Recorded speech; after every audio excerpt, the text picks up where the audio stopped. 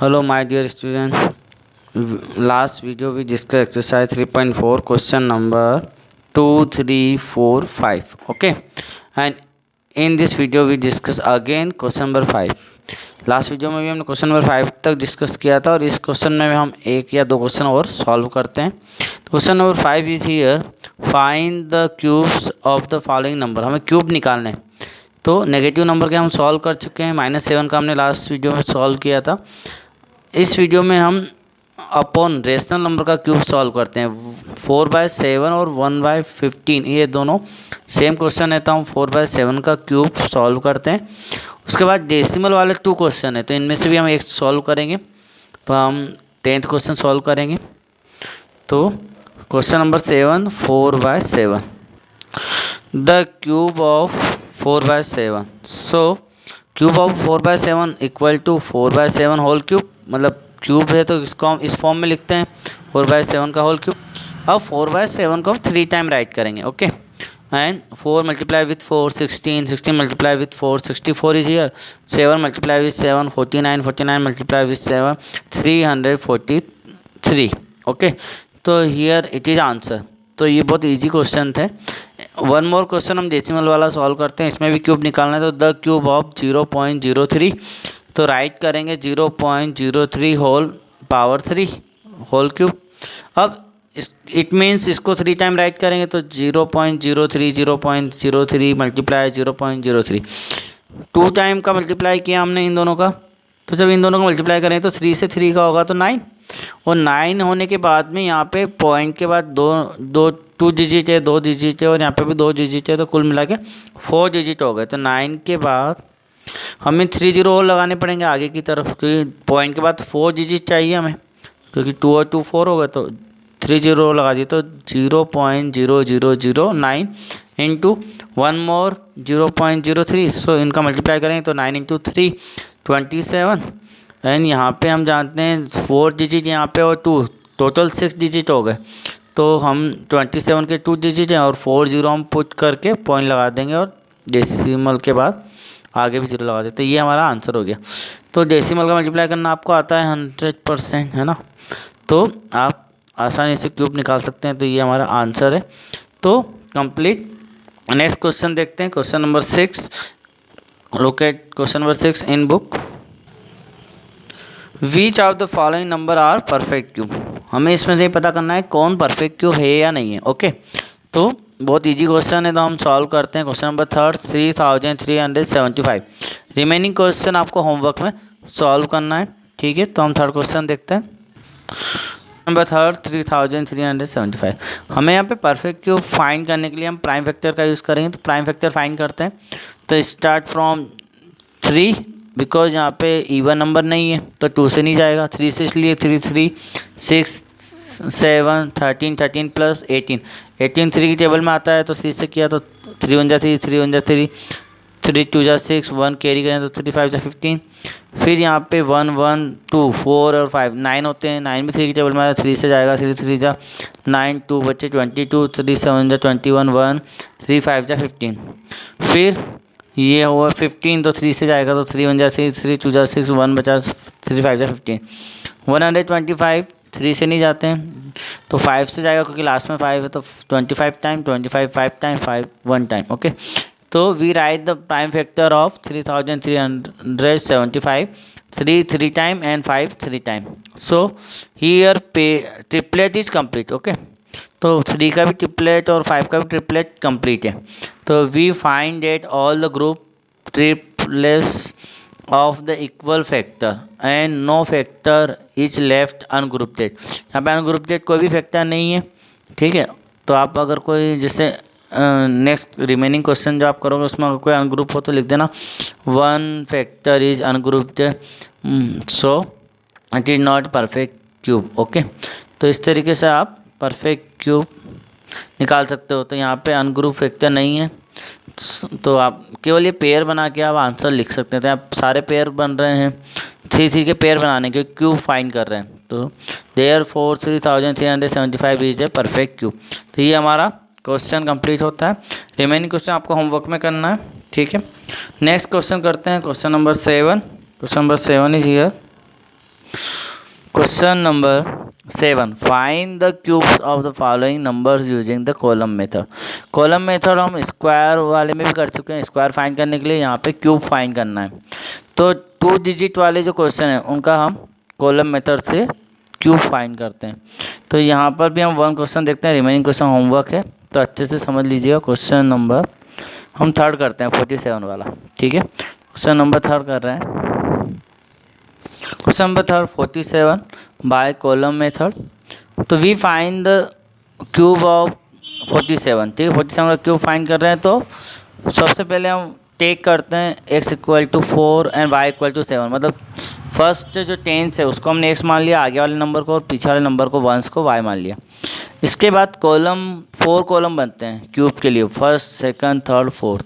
और यहाँ पे एक फार्मूला जो है क्यूब वाला वो रनिंग करता है, उस फार्मूले के अकॉर्डिंग यहाँ पे कॉलम बने। जैसे कि हम जानते हैं फार्मूला होता है a + b का होल क्यूब इक्वल टू होता है a³ + 3a² b + 3ab² + b³। तो यहाँ पे ये जो पार्ट है इस फार्मूले के, इनको कॉलम में बता दिया गया। तो a³ मतलब अगर हमने यहाँ पे x और y लिया तो यहाँ पे क्या होगा x³। तो फर्स्ट कॉलम x³ है। सेकंड कॉलम क्या है 3x² y, तो 3x² y क्योंकि x y की फॉर्म में चलेगा, ये a b की फॉर्म में मैंने लिखा है। थर्ड कॉलम क्या है 3xy², और फोर्थ कॉलम क्या हो जाएगा y³ b³ है तो y³।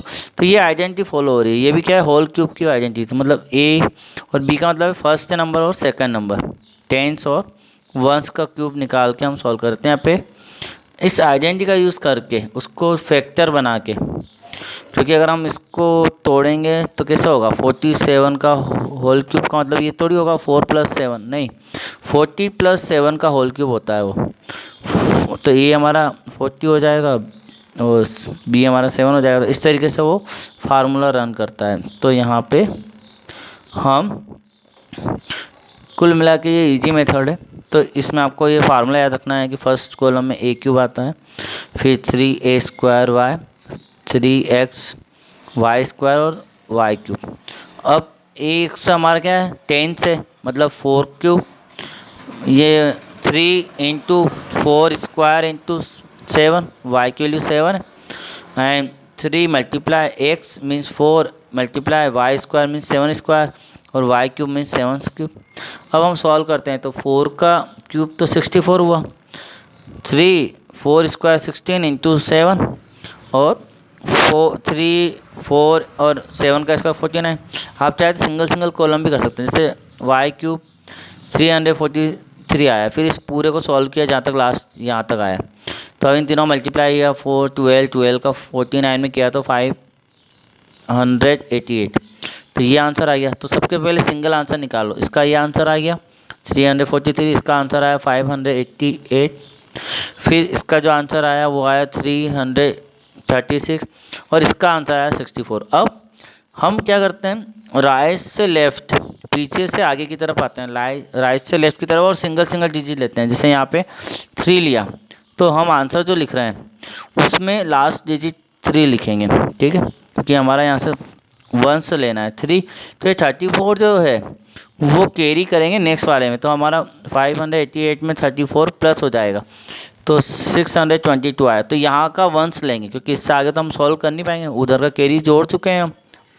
तो 2 लेंगे, तो हमने यहाँ 2 लिखा, ठीक है, 1 वाला लिख दिया।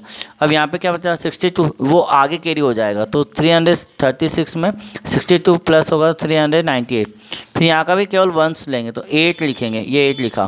फिर ये 39 आगे प्लस हो जाएगा, तो 64 में 39 प्लस होगा तो 103। अब आगे कोई कॉलम है नहीं और यही हमारा आंसर होगा। तो पूरा कंप्लीट लिखें तो 103 हम पूरा कंप्लीट लिखें तो ओवरऑल हमारा जो आंसर आया 103,823 मीन्स 1,03,823।